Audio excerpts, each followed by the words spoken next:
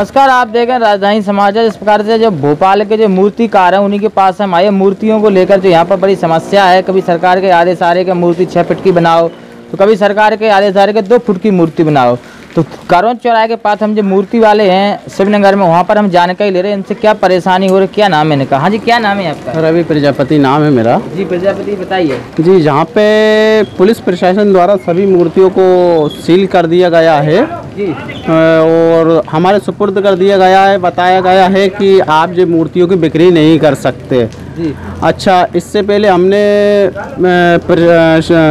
हमारे जो गृह मंत्री जी हैं उनको ज्ञापन दिया था। उन्होंने कहा था मूर्ति बनाइए, मूर्ति बनाने से आपको नहीं रोका जा रहा है।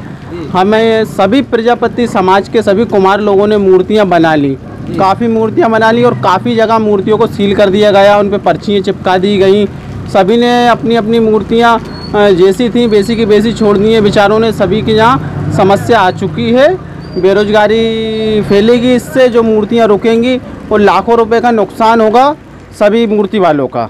22 तारीख कल मूर्ति खरीदने आपके पास आएंगे लोग, तो क्या कितने प्रकार की मूर्ति बेचेंगे कल? अब हमारे पास जो 2 से 2.5 फीट की मूर्ति है बताया गया है वो ही बेचें और उसका घर में ही विसर्जन किया जाएगा। आप इन मूर्तियों को बाहर नहीं ले जा सकते। पिछली साल जैसा आपको मालूम होगा कि खटालपुरा घाट पे जो दुर्घटना हुई थी उसके बाद कांग्रेस शासन में हमें कहा गया था कि 6 फुट की मूर्ति बनाइएगा, आप 6 फुट से ज़्यादा मूर्ति नहीं बनाइएगा।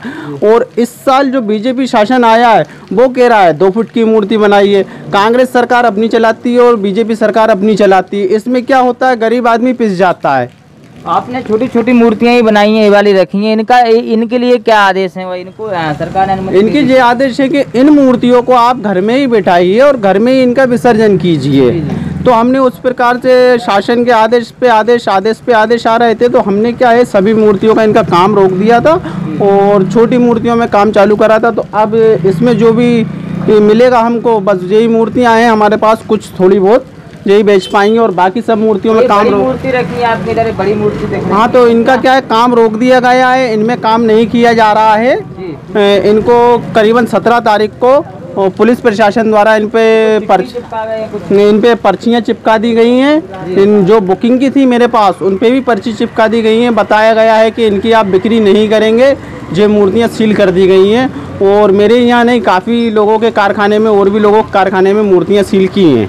बारिश लगातार भोपाल में हो रही है, अपन अंदर खड़े हैं, और बारिश को आप कैसे देखते हैं? और बारिश के इस मौसम में आप धंधा कैसे चलेगा? बारिश के मौसम में भी हम मूर्तियों को निर्माण करते हैं। पूरी बारिश हो गई, अभी जून से बारिश हो रही है। जून से हम मूर्तियों की साज बाज पूरी तैयारी करते हैं, पंडाल डालते हैं, बरसाती डालते हैं, दुनिया भर का हम मटेरियल इकट्ठा करते हैं बरसात। उसके बाद प्रतिमा का निर्माण किया जाता है और उसी के बाद अगर प्रशासन के इस तरीके के आदेश आते हैं तो ऐसे हम लोगों में क्या है, निराशा फैलेगी और बेरोजगारी तो फैल ही रही है और बेरोजगारी फैलेगी।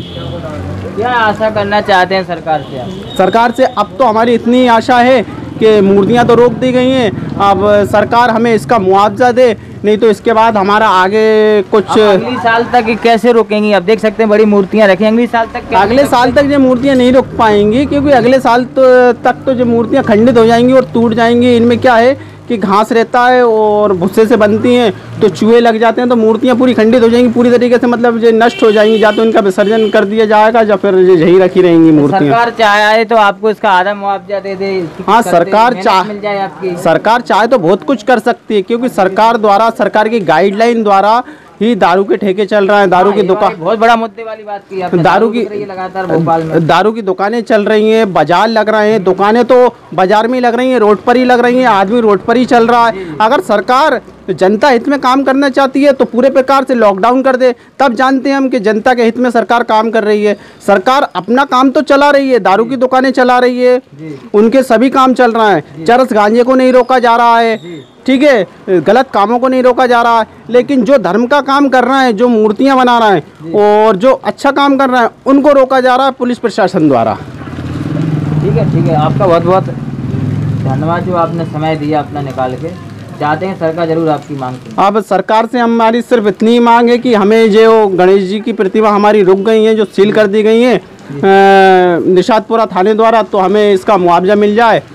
बस इतना ही सरकार से हमारी गुजारिश है। अब मूर्तिकार हैं जो भोपाल के, लगातार उनकी एक आवाज़ हम उठा रहे हैं, लगातार मूर्ति वालों के पास भी गए। यार बारिश का मौसम भी है भोपाल में, उसी के माध्यम में आपको जानकारी दे रहे हैं कि यहाँ मूर्ति की दुकान है शिवनगर के पास, करों चौराहे के बगल में। हम उन्हीं की चाहते हैं कि या तो सरकार इनकी मूर्तियों को मुआवजा मिला जाए या कहीं ना कहीं इनको कुछ राहत दी जाए, क्योंकि इनका लगभग लाखों का नुकसान है। यहाँ मूर्ति रखी है, ऊपर भी मूर्तियाँ रख रखी हैं। अब बेरोजगारी, इनने कर्जा लेके कैसे तैसे कुछ व्यवस्था बना के मूर्तियाँ मिट्टी खरीद के बनाई हैं। बच्चे छोटे छोटे कर रहे हैं, देख सकते हैं, छोटी छोटी मूर्तियों की तैयारी चल रही है, बड़ी समस्या है।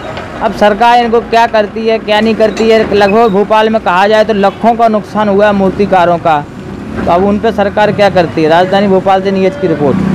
Subscribe now and press the bell icon. Never miss an update.